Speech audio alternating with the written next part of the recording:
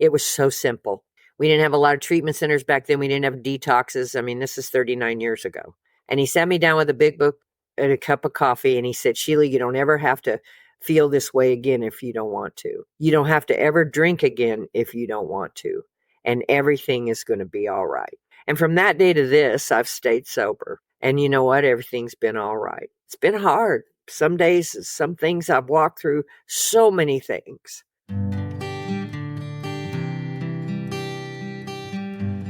Well, hello, friends of Bill W. and other friends. You have landed on Sober Speak. My name is John M. I am an alcoholic, and we are glad you are all here, especially newcomers. Newcomers, that is, both to recovery as a whole and newcomers to this podcast. Sober Speak is a podcast about recovery centered around the 12 steps of Alcoholics Anonymous. My job here on Sober Speak is simple. My job is to provide a platform to the amazing stories of recovery all around us. Consider Sober Speak, if you will, your meeting between meetings. Please remember, we do not speak for AA or any 12-step community. We represent only ourselves. We are here to share our experience, strength, and hope with those who wish to come along for the ride. Take what you want and leave the rest at the curb for the trash man to pick up. Greetings from Studio AA, deep in the heart of Texas. That was the voice of our featured guest, Sheila, that you heard at the beginning of this episode, and you are going to hear so much more from her in just a moment. But first things first, this here episode is made possible by David and Kate. And what, you may ask, did David and Kate do? Well, they visited our humble little website, www.soberspeak.com. That, by the way, the lovely Mrs. M is gracious enough to keep up to speed for me and for us. Anyway, they visited our website, clicked on the donation tab, and they made a contribution. So thank you so much, David and Kate, for your generosity. This here episode is coming right out to you'uns. How you doing today? So my guess, did you just maybe finish doing a fifth step and you're walking on the broad highway of the universe and everything seems to be turning up roses and you feel like you have the Midas touch and everything is turning to gold? Or perhaps you are in a very dark place, dark time, trying to figure out which way to turn. And you're experiencing something in your sobriety or your recovery or your life that you've not experienced before, and you just don't see a way out. Or maybe you're somewhere in the middle. Maybe there's that gray area. Maybe you have plateaued in your life, in your sobriety, and you're thinking, you know, I've been like this now for 4 or 5 years, and I'm trying to figure out how to get out of this spot, and I just can't seem to get out of it. Wherever you are, welcome. We're glad you have joined us. And if you want to email me and tell me a little bit about your journey, I would love to hear from you. I'm at John, JOHN, at soberspeak.com. Like I said, though, no matter where you are in your journey, we're glad you are joining us today, and we're glad to have you along for the ride. Now on to our featured guest of the week, Sheila A. And we have entitled this one, You Don't Ever Have to Feel This Way Again If You Don't Want to. Sheila is from Palm Desert, California, yay! And she got sober in December of 1984.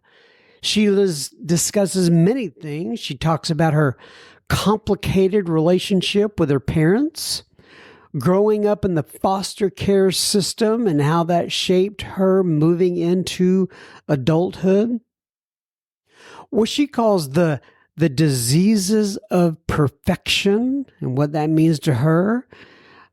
Sheila also talks about, quote, a healing way of working the steps, unquote, using excuses in our life not to forgive, and how that can really kill us spiritually, at least, and probably physically as well.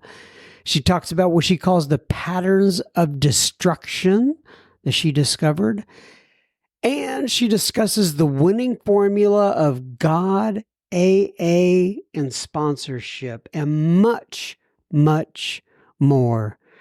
Ladies and gentlemen, without further ado, I present to you Miss Sheila A. And we will have plenty, listener feedback at the end of this here episode. Enjoy, Sheila. Okay, everybody. So today we are sitting here with Sheila A. And Sheila, a couple of things. I'm going to have you go ahead, introduce yourself, give your sobriety date if you wish, and then tell people where you live in this great land of ours, if you would, please. Yes, thank you, John. My name is Sheila Armstrong. I'm an alcoholic. My sobriety date is December 15th, 1984, and I live in Palm Desert, California. December 15th, 1984, and you live in Palm Desert, California. And I do want to tell people that, you have been, I can tell a lot about people that I get on the podcast and how they handle the difficult situations of some of the technical setup sometimes when we can't get it quite right on the front end. And you've been a champ today, and I really appreciate you doing that. Okay, so a couple things. First of all, and I just want to talk about this because you told me right before you just got a 48-hour shift. You're a caregiver, right? And do you go Yes, through those a lot? I do those every so often. I usually it's just a day during the day, but every so often, about once a month, I'll pull a 48-hour shift, Well, which good. is Well, fine. go ahead. Which is fine. I love what I do. Absolutely love it. Good, man. And the world need good caregivers out there. And, who better qualified than somebody who has, come to Alcoholics Anonymous. They've been sober for an extended period of time and they know what it's like to help others. So that's great. I'm always thinking about this. We're all doing God's job, right? We just want to make sure that, you can kind of get in his dovetail into his will at the same time, and to be a caregiver is just I'm very, very much impressed, and I'm glad you're here today. All right, Well, so a thank couple you. things first. I want to get straightened off straight on the front of this, and that is, first of all, where is Palm Desert in California? So Palm Desert is near Palm Springs, which a lot of people know where Palm Springs is. And it's in the desert. It is east of like LA. Okay, gotcha. So, and it's right off the 10. Gotcha. Okay, out It's there right in that off. area. So, and the other thing that I want to, okay, so there's two things I want to talk to you about here right off the bat. And that is number one, you have the name Sheila of my dearly departed mom. And so every time I hear that name, it just kind of, gives me a little warm spot inside. And so God bless you, Otter. Oh, I just want to let you know that. And then the other thing I wanted to let you know, or this is more of a question. I don't know if you know this, but I have had your sister on the podcast, Tracy J, right? yes, So is yes. she your biological? Is she your half? Is she your stepsister? Talk to me about the relationship there. So my father, Jim Shaw, Mhm. married her mother, Vinoy Shaw. Yeah. So they married, gosh, 40 years ago. Okay. Yeah. Gosh, has it been that long? Oh. So about 38, 40 years ago. In fact, the 27th of June was his sobriety date and their wedding anniversary. Oh, wow. So she had two kids and he had two kids. And so we So yanked. she would be your half sister, is that right? No, she's my Oh, stepsister. step. I'm sorry. No, I I'm have two bad with all that kids. stuff. We were pretty grown. We were in our 20s. Yeah. And you know, the beauty of that whole story is my father's been gone a long time. He died pretty young, actually. And, um, you know, when he passed away, they kept me. And I thought that was pretty nice of them. Oh, yes. Now, I don't know if you know this, but Vanoy has actually been on the podcast before as well. It's been She's amazing. quite Absolutely. some. Yeah, yes. And just so people know, those names there are, a little bit. I don't know what you call it, AA royalty. Jim Shaw. I never met him. I would have loved to have met him, Yeah. but he helped to start the Pacific Group. Am I right about that? He was one of the original members, yes. And he did start the Way of Life meeting for the Pacific Group on Saturday nights. Gotcha. And Vanoy is a Al-Anon, Black, yeah. icon. Oh, yeah. Oh, Uh, yeah.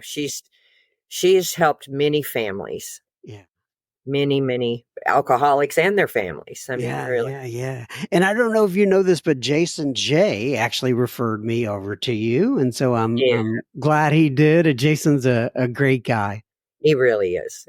He really is. He's been a good friend to me, and he helps a lot of people. He does. All right, so let's get into Sheila's story. Sheila Okay.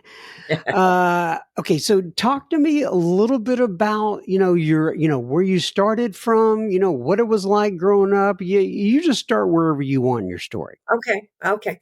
So I was born in Oklahoma to two normal alcoholic parents. My mother, and father were loved to drink and dance, and that's how they met.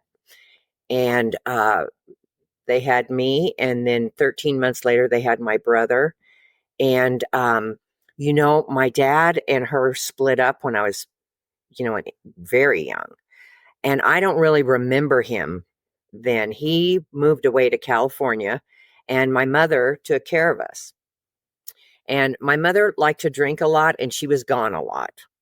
And so we'd go to grandma's house, and, it'd be one of those things. And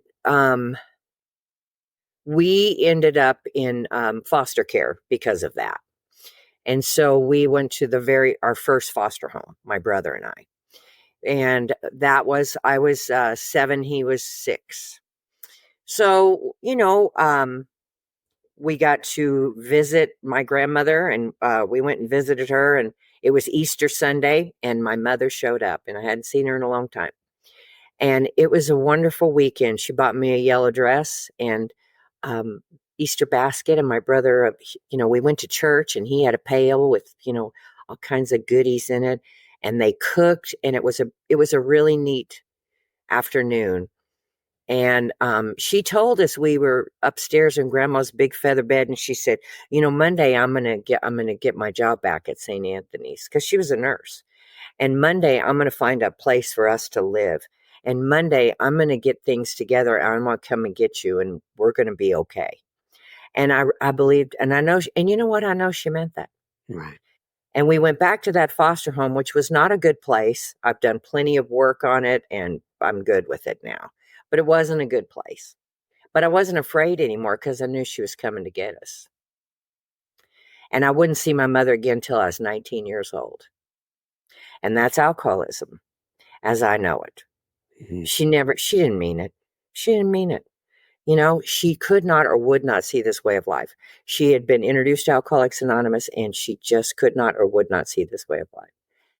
So a few months after this, my dad shows up, and he This is he got Jim, right? custody. Yeah, Jim Shaw. He showed up, and it was like the first time I remember meeting him, because he was like 2 when he left to go to California.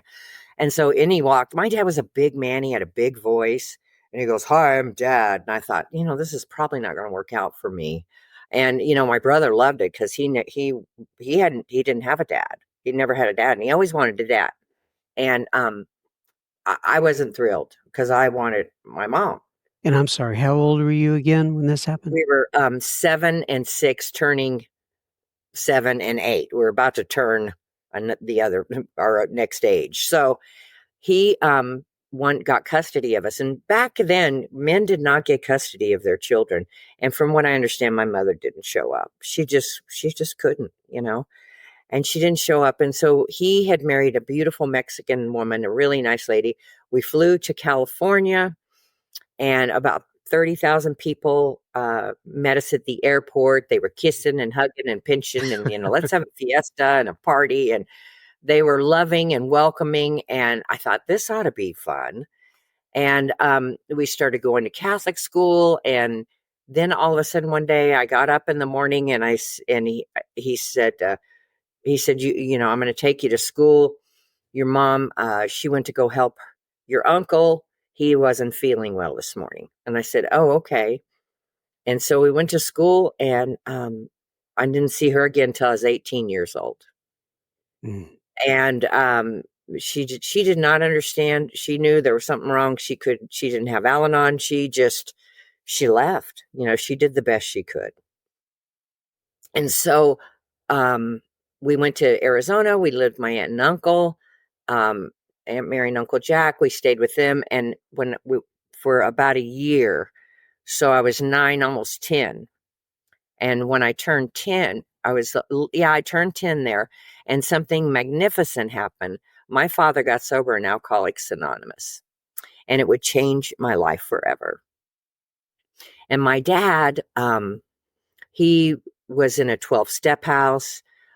We came to California. He got a sponsor. His sponsor's name was Clancy. Mm-hmm. And Clancy, is exactly what he needed. I don't think he would ever listen to anybody like that. I don't think he would have made it. I really don't. Clancy had a way with people that were like my dad, who were like, he just wasn't a joiner of anything, but he was desperate, and he was scared, and he was dying of alcoholism. And so they came to the conclusion that we needed to go in yet another foster home, and we did. And it was a temporary foster home. We were supposed to be there a couple of weeks because it was a Black foster home. I wonder if we're on record as one of the first biracial kids in a biracial home, because back then you didn't do that. And my foster mom, her name was Betty, her husband's name was Leo, and they loved us. And we were there, and we were supposed to be there 2 weeks till I guess a white foster home opened up. And we ended up living there 3.5 years. Mm. And my father got sober at Alcoholics Anonymous. And, he just tried to give us a different way of a life. And, the people in AA, I've always loved them. They were always good. They were kind and good to me as a kid growing up. I mean, they cared. Like, they'd ask you, how are you? And like stop and listen to you. It was so bizarre. And the other thing is, what I loved was that my dad seemed to be where he was supposed to be. He didn't leave. And I hadn't heard from my mother in a long time. And we found out she was dying in a hospital. She had from internal bleeding. And so I remember going to a church that I haven't told this story, I think, ever. But I went to a church, and I was Catholic. And we were a lot of religions, but this one kind of stuck because it last 2 women in a row, I guess my dad was with, they were Catholic. So and I asked the priest if he would pray for my mother. That I said, I really would like to see her again before she has to go away, before she dies. And so we were little kids making prayers.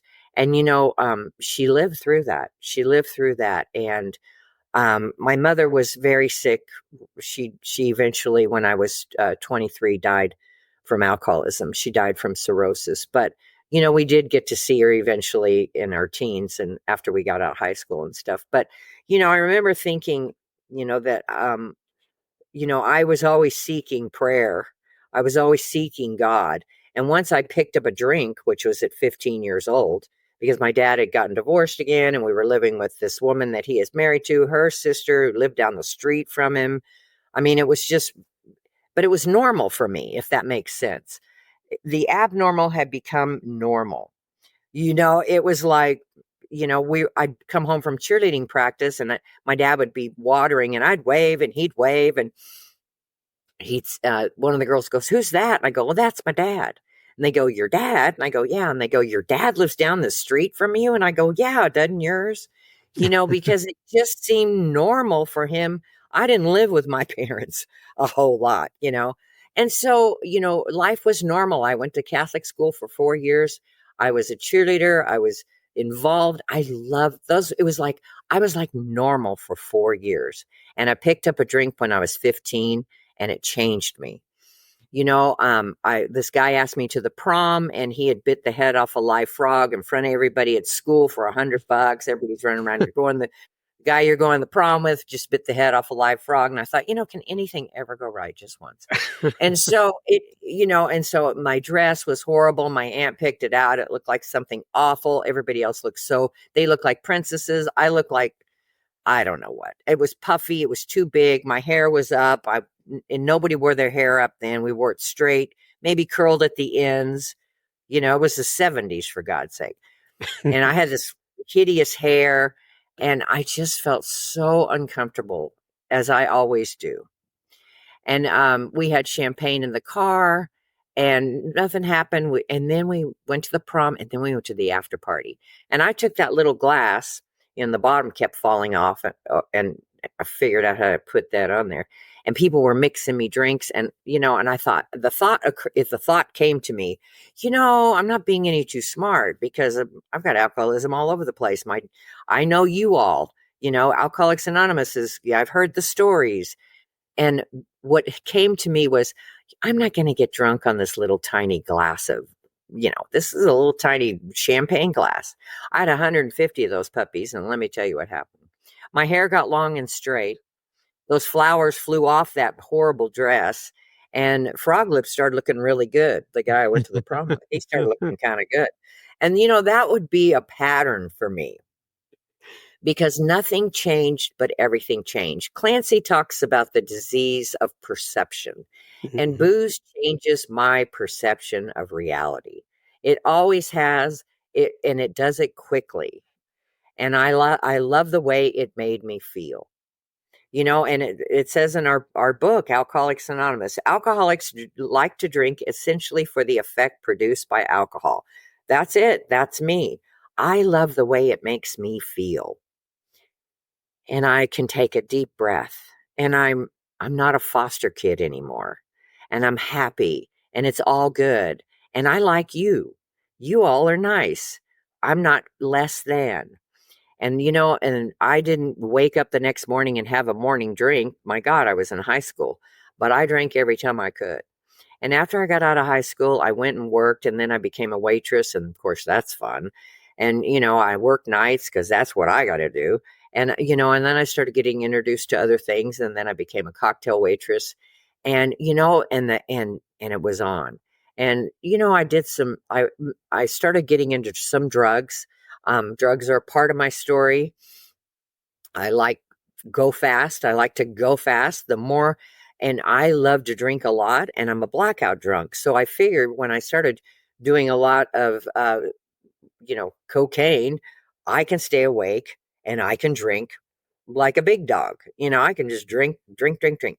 And so the combination was perfect for me for a while until it wasn't. And so, I just met a him. I mean, I have, my stepmom says there's majors and minors, and I met this guy, and I met him at a And bar. I don't know where. also in Tracy's story, I know she kept saying, and then I met a boy, right? Yeah, And yeah, and a lot of alcoholic women are the same, and the men are the same. They meet a yeah. girl, and things just kind of have a tendency to go downhill many times from there. Just real quickly, I Oh, do yeah. want to ask you about this. Growing up in the foster homes, and and the turmoil. I'm assuming that caused within you, like within when you got to sobriety. Was it I mean, was it tough working through that? Or, how did you get through it? I'm just curious about it. It really, really was. And I am so grateful to sponsorship, because I had a sponsor that was really into the steps, and she took me through the steps in such a healing way that she knew I had to heal or I would never stay sober. She knew I would have to take actions toward forgiveness for people or I would not stay sober. And Okay, she so intuitively, describe to me what that means when you say in a healing way. And I think that's maybe where you're going right now. But I'm just, for people listening, if they say, okay, I have a sponsee or I have a sponsor and I want them to take me through the steps in a healing way, what does that mean to you?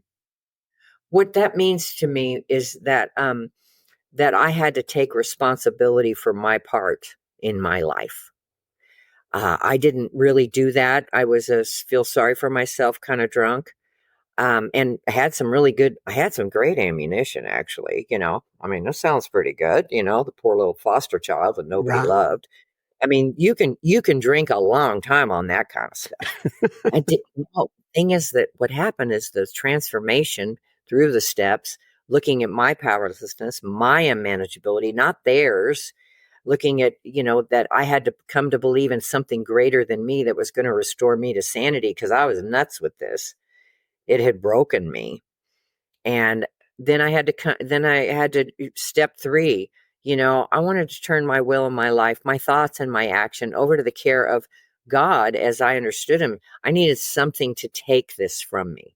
This because I carried it for so long. And that was the healing. The 4th step, of course, you know, and the columns. She said, "Now we're going to look at your part." And, I said to her one time, well, the only time that I did that part, I said to her, I just don't feel like I have a part in my childhood because I wrote down, I'm angry at my mother. And I said, I just really don't feel like I have a part. And in this, I have other places here that I see my part, but I feel, I was a little kid. I don't feel like I had a part. She said, you know what your part is, Sheila? She was so kind. She let me know what it was. And she said, your part is that you have used this as an excuse for every failed relationship you've ever had, for every failed job, for every dream you've never gone after. You have used this as an excuse for your failures. And it's going to kill you if you don't forgive them. You're Wow. never going to go forward. And I did. I used that as an excuse for everything that ever went wrong in my life. And so when I started to heal that, then I could have relationships with others. I could have friendships that were meaningful, not fast friends. Meet the guy and you got to be best friends with his best friend's girlfriend. I mean, that was goofy stuff. But I learned to have in Alcoholics Anonymous to have lifelong friends. It says. And I was not capable of that until I started to look at to look at my part in the relationships and in my pain. And I And I would wanted have to. to assume that was not an overnight process. Am I right? No, well, no, it was not. It was very painful, but the beauty of it was, because it says that you're going to swallow some big chunks about yourself. That's what the 4th and 5th step were for me. It wasn't so my sponsor would know me better. It was so I would know me better. So when that behavior kind of started to infiltrate again, as you sober up doesn't mean you're going to be wonderful. You're still you, but I identified it now and I could hear it. I could feel and I could see what I was doing and my patterns. They don't talk about patterns much anymore. Man, they talked about patterns when I was getting sober. Look at Sheila. This is a pattern. I'm like, ooh, that's not good. Look here. This is a pattern. I'm like, all right, enough with the patterns already. But okay. But it's true. There were so many things that were patterns. And I can see them today. So when I do something and it seems like this is a pattern, I pause because I think, this is a pattern. What are you going to do different? And then you talk to your sponsor and you do some more work. some more writing. I hate to write, but she loved my sponsor now, loves to write. And so, and I do the things. I do the things that were asked of me so that I could get better. I used to think she was giving me busy work because she just didn't like me. It's not true. She loved me very much. She cared for me. Um, and she was perfect for me. She was the perfect woman in my early sobriety to walk me through this. She left AA. Her and her husband didn't need AA anymore. They found church and they went off on their merry way. It broke my heart. Really, it really broke my heart. And then I had a sponsor for 32 years. Her name was Were you Peggy. able, have you been in contact with her since they left AA? And do No, you, I see her every so often when I was okay. living in Oklahoma, but she seemed to be doing well. Good, She good, seemed good. They seemed to be Yeah. doing fine. Right. Maybe they're not the alcoholic of the book's type. Yeah. Because the book talks about the alcoholic of our type. Maybe they were heavy drinkers. I don't know, but they've they've lived good lives. Well, God bless them. That's good. Yeah. Okay, I I'm got glad- you on track a little while ago when you were starting to say, "Well, I met a guy, I met a man, right? I met a boy." Yeah, I met a guy Uh, in a bar. I don't know, that's where I meet him. And it's like we did the dance of death really fast. I got pregnant and he didn't want to be. But I kept this baby, and in my 8th month he left and met someone. He went out one night, met another girl, and moved in with her, and left. I didn't, he came the day after our son was born and saw him. He also gave us a ride home from the hospital in his new girlfriend's car. Thought that was mm, really nice. And I remember thinking, I can't wait to drink. I remember thinking when I can't wait to get something to drink. And it was very sad and painful, but I'm a stuffer. I stuff that stuff down. I stuff it. And so, I just, here I am. I drank and used drugs while I was pregnant. Not a pretty part of my story. It's one of my most unfavorite parts. Um, but I tell it because there came a time in my sobriety I just felt less than. And there were beautiful women in AA that I knew were alcoholic, and I would hear their stories, and they'd say, "Yeah, but I didn't."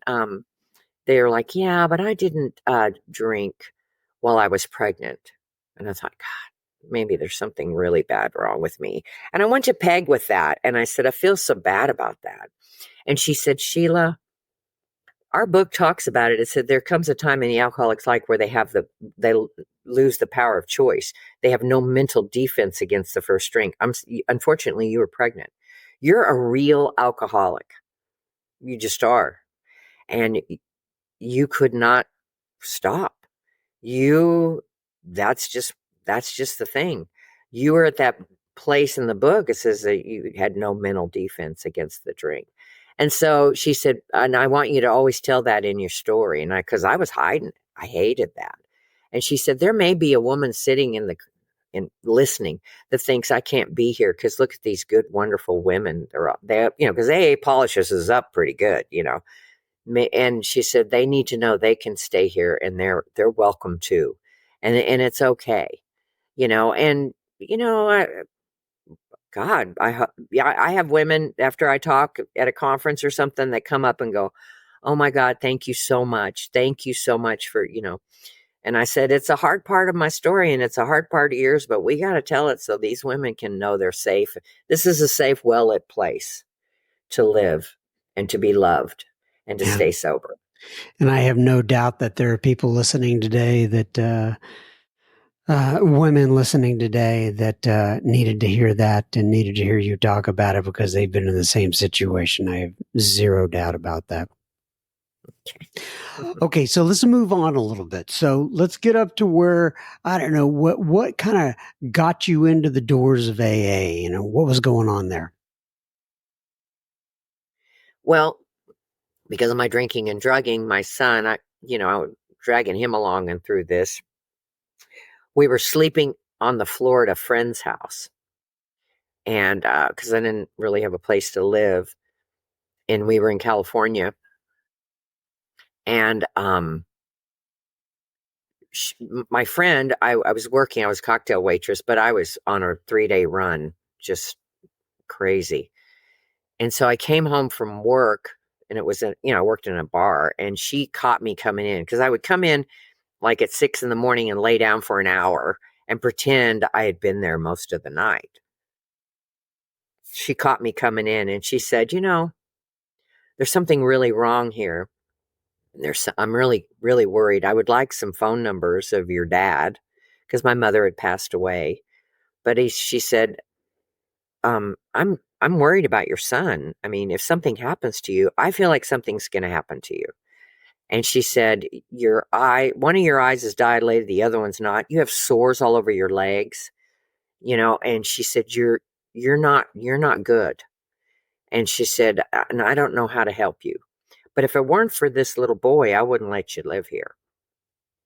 And so for some reason, I called my dad. She said, you need to call your dad. So I called my dad, and his wife answered, Vanoy. And I said, is dad there? And she said, he's in the back room doing a fifth step. My dad was a real active member of AA. He's in the back room doing a fifth step.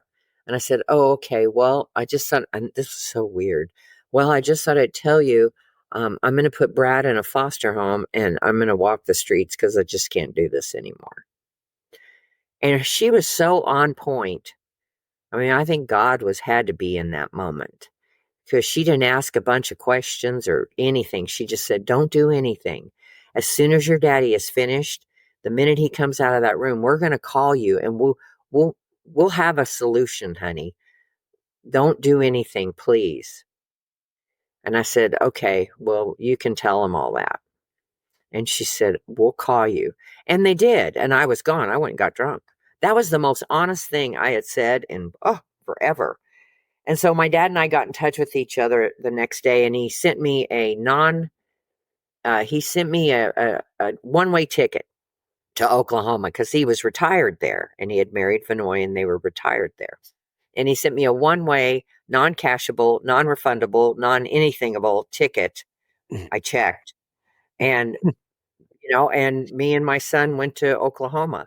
And I would love to say, I fell in love with AA and it all. No, I, just hung around and lived with them. And the minute I could, I moved out, met some girls that were like me, like-minded girls that like to drink. And I moved out with him and I partied. And one morning, I came to, and I'd been in a blackout the night before, and they had been watching my son, and he wasn't next to me because he's usually in the bed.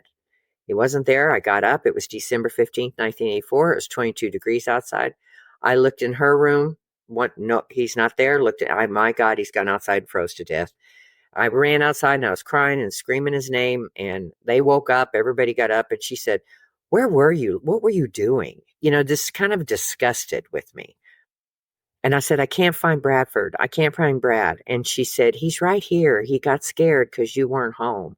And he came in my room and he had been snuggled under the comforter and I couldn't see him when I peeked in her room. And he came down the hall. He had little yellow jammies on with the feet in them. And he put his little hands up and goes, Mom. And I had a moment of clarity, and the book talks about it. And the thought came to me that, Sheila, this is your fault. This isn't your mother's fault. This isn't your father's fault. This is your fault. You are doing to your son exactly what was done to you. What are you going to do? And a girl that I had hung around AA open meetings, because I didn't raise my hand or anything, but when I was living with my parents, you had to go to something. So I went to open meetings. And she gave me a piece of paper and she said, I'd love to go have coffee with you. I know you're new to Oklahoma.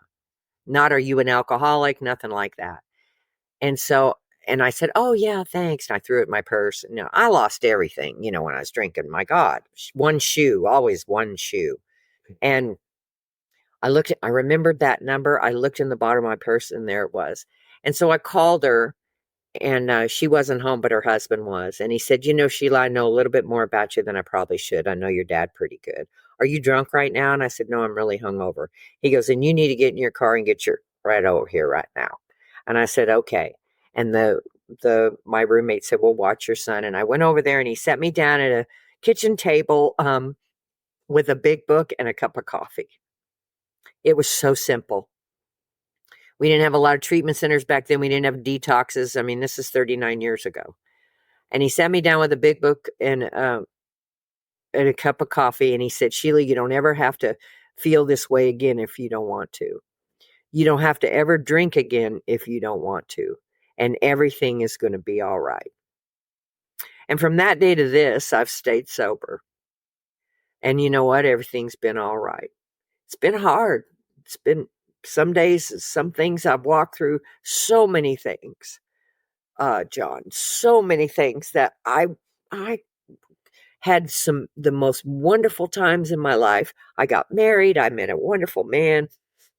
We got married. He wasn't in the program. We were married 20 years, together 23, and we grew apart.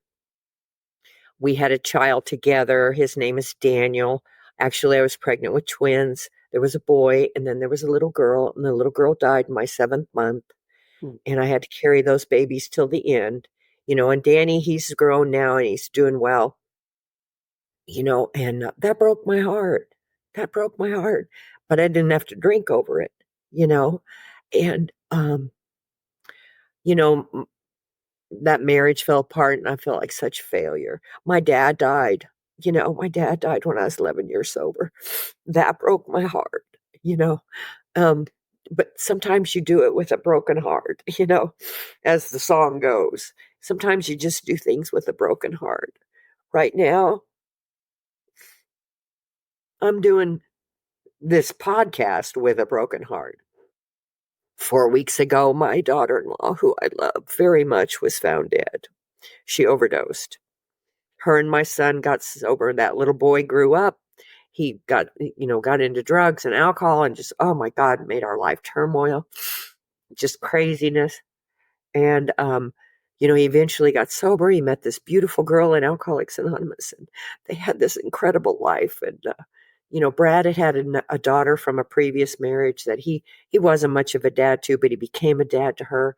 Then they had this little boy, my little grandson, Pace. And about a year and a half ago, 2 years ago, they just stopped doing meetings.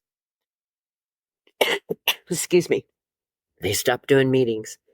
And he told me, he goes, Mom, I had a really good life because you went to Alcoholics Anonymous and got sober. And he said, but my kids will probably have a better life because I'm not going to be gone to meetings as much as you were. And I knew a chill went down my spine. I felt kind of guilty at first. And then I thought, no, this is bad. This is what the disease is centered in our mind. It starts up here. His sponsor had gotten sick. His sponsor died. He did not get another sponsor. I mean, it was the perfect storm. She wasn't sponsored, and they started drinking and using. And she loved vodka and she loved heroin. And 4 weeks ago, she picked up something and smoked it, and it killed her, and she died. My granddaughter, Chloe, is 20 years old, and she has been taking care of their son, Pace, since October because they were too sick to take care of him, and I help her there. She's an amazing young woman. She's amazing. She's going into her junior year at Oklahoma State University, and she's an engineering major. I mean, that's not easy. And she's working full time, and she's doing this and taking care of him. I don't know. I keep saying, should I come back there and help? Nope, I don't need help. I'm good. I send her some money, and I go and visit.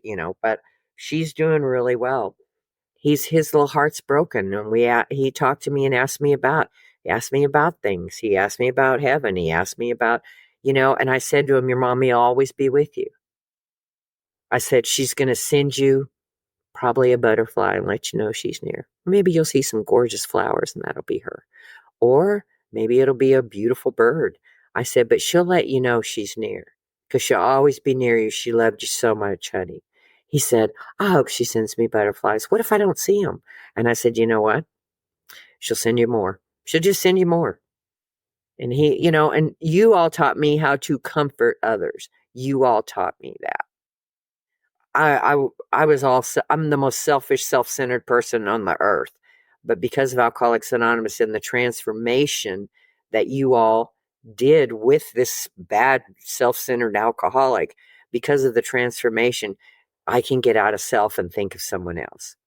And that's miraculous for me, for any alcoholic. Right. And so, I came to California, back to California, because the reason I came back was I got a job in caregiving. I came back here. I was living in Oklahoma for many years, and I came here, and I got a caregiving job, and I really liked it. And so then I decided to stay and continue to do different jobs and do caregiving. And I really enjoy where I live. I really like it.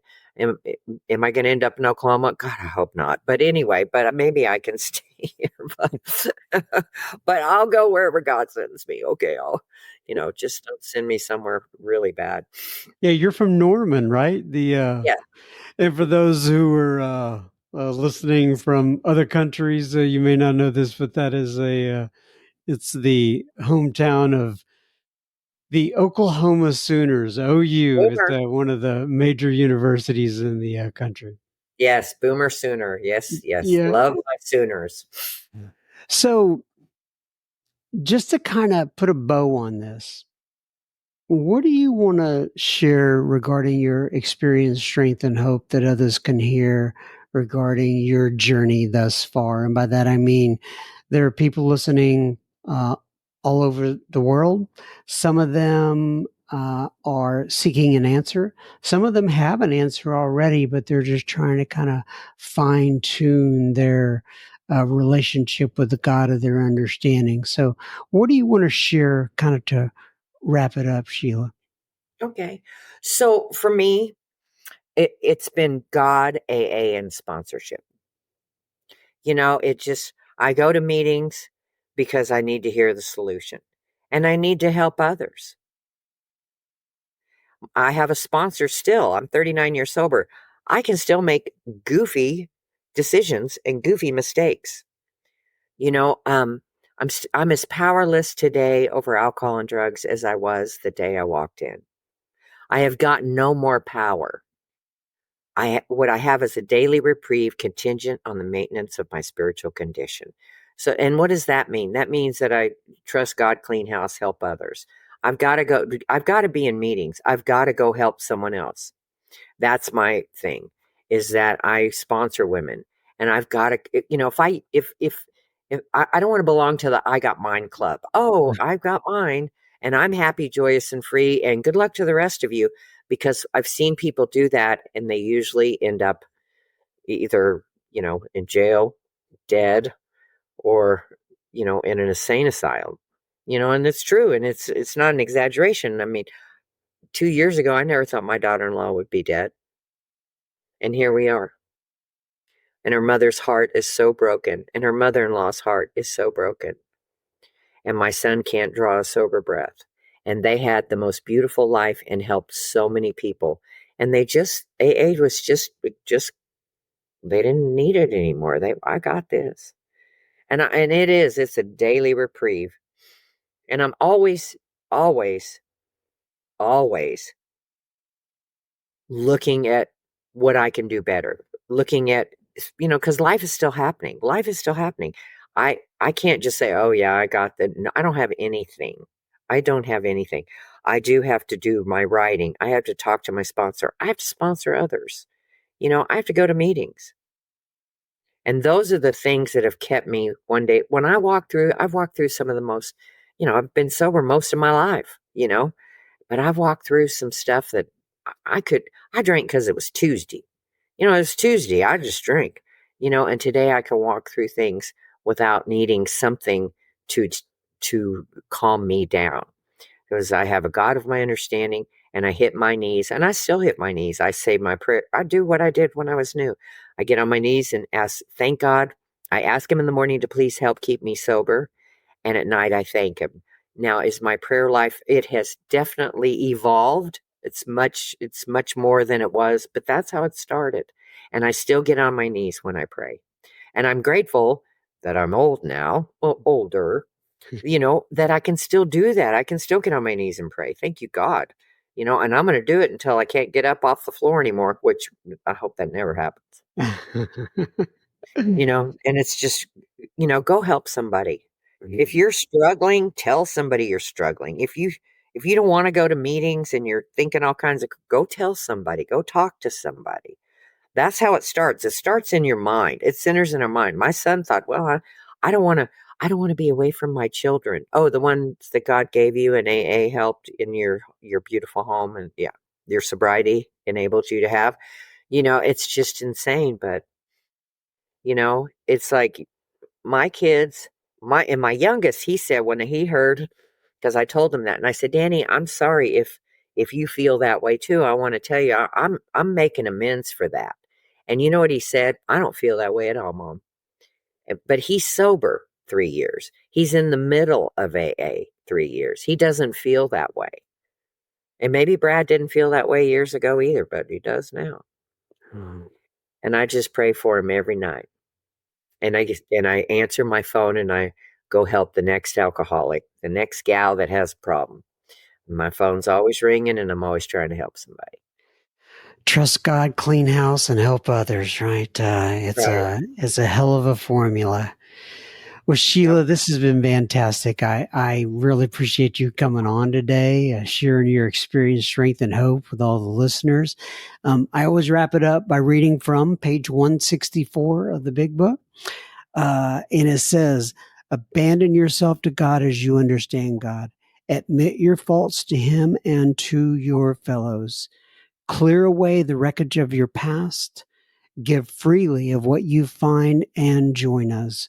We shall be with you in the fellowship of the Spirit, and you will surely meet some of us, like me and Sheila A., as you trudge the road of happy destiny.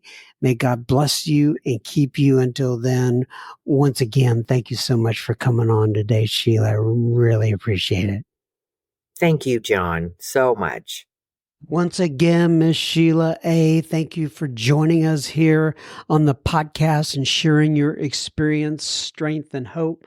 I know the listeners are going to benefit greatly from the time that you shared with us, and I hope our paths cross again very soon. As always, folks, we do not want you sharing your toothbrush or your comb or any other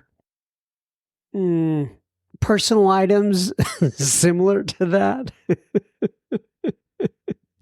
But we would love for you to pause your device and share that episode with another friend or family member if you can. It may be just what they need today. Now on to a little bit of listener feedback. Patrick writes in, and Patrick says, hi, John. He didn't say Jan, or whatever I just said, mumbled that. He says, my name is Patrick S. He says his last name, but I'll just leave I'll just put the last initial in there. He says, I was released from TDCJ last Friday after serving almost 3 years. Finding any sense of spirituality, belonging in a place that is not very spiritual was very difficult. Just in case you don't know what TDCJ is, that is, I believe that's the Texas Department of Corrections. And I don't know what the J stands for, but anyway, I probably screwed that up. But anyway, that's where what Patrick is referring to.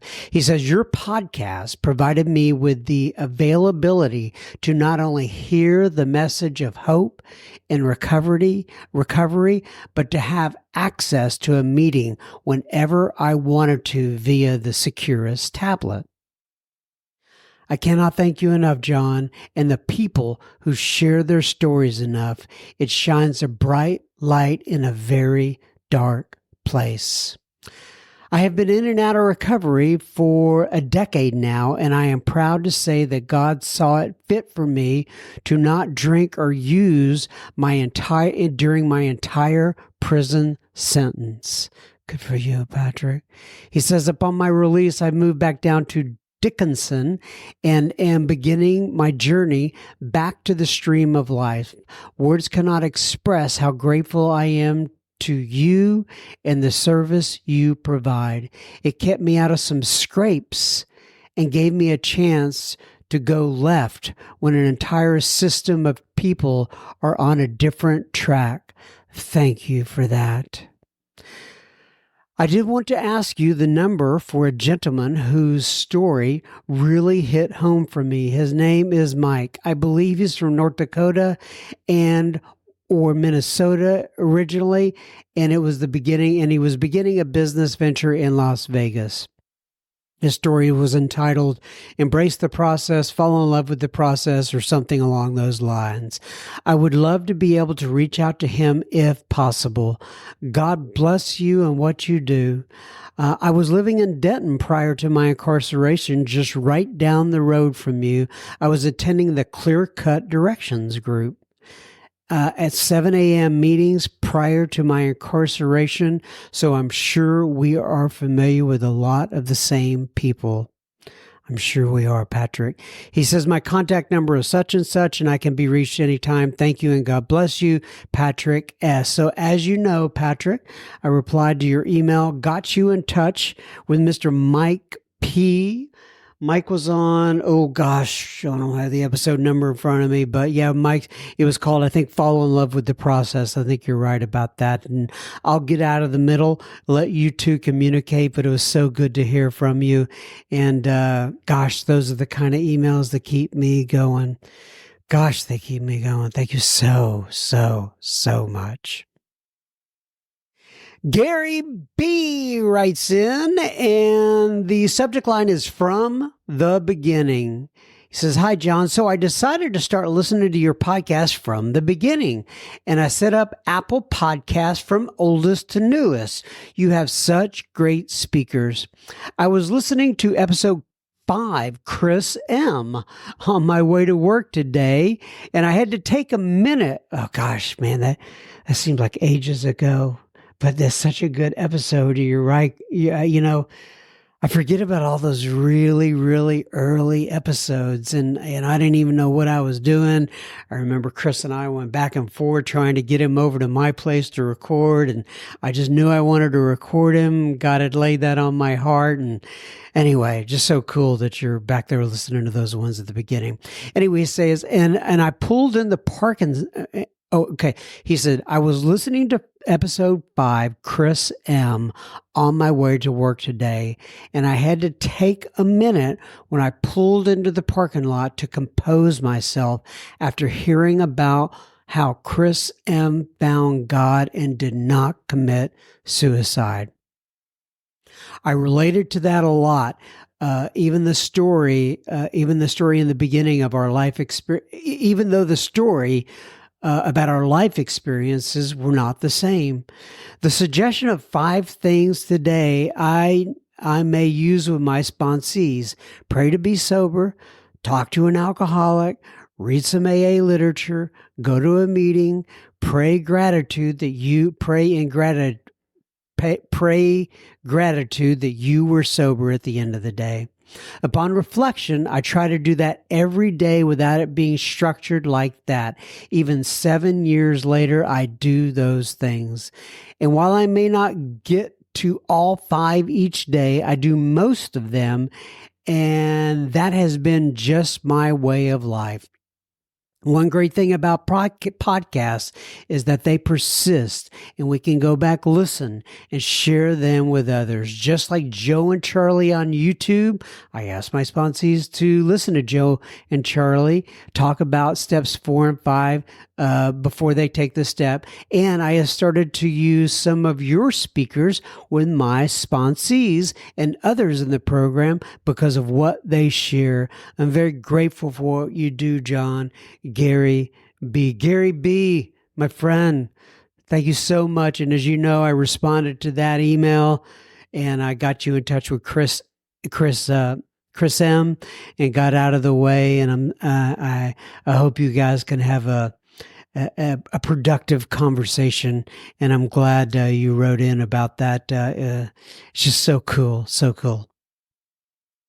Barb writes in, and Barb says, God's grace surrounds me. And she says, Hi, John, I'm writing you to update you that I've recently had the privilege of accepting 4 years of being clean and sober, accepting into my heart that I deserve this lifestyle. I've always struggled with self-esteem, John, always feeling like I had nothing to do, like I had to do more just to be enough. This became evidence once again a couple of months ago when my mom passed away. I began to have these thoughts of, did I really need AA? Was I a real alcoholic? Were these people helpful or toxic? Do I believe in a higher power that I call God? The book says that my disease centers in the mind, that my alcoholism is cunning, baffling, powerful. So I struggled with these obsessive thoughts. I wasn't sure if I was just grieving or just looking for a way out of my feelings, or was there a different path for me? Once again, I became honest with myself, my tribe in AA, my sponsor, and here is what I found. It started with some really scary symptoms pointing to colon issues, but I wanted to ignore these because my mom was dying and I needed to be there for her. My doctor had scheduled a colonoscopy and I continued to cancel or push back until the symptoms got worse. When I looked up colon cancer, I had every symptom there was. I couldn't wrap my head around a young woman with no family history getting colon cancer. My sponsor gave me some really good advice, which was to stay present, don't trouble until trouble troubles you, and 2, do the next indicated thing. And call them and tell them what's going on to see if you can move the procedure up. I tried not to worry, and my procedure got moved up on 4 different occasions. The day of it, I was scared, and I felt peaceful. They removed a tumor that turned out to be precancerous. And my other sponsor, Matthew, who you've had on the show multiple times, yes, I know Matthew very well, suggested that every night I send him my 10th step, which includes, where do I see God's grace in my life?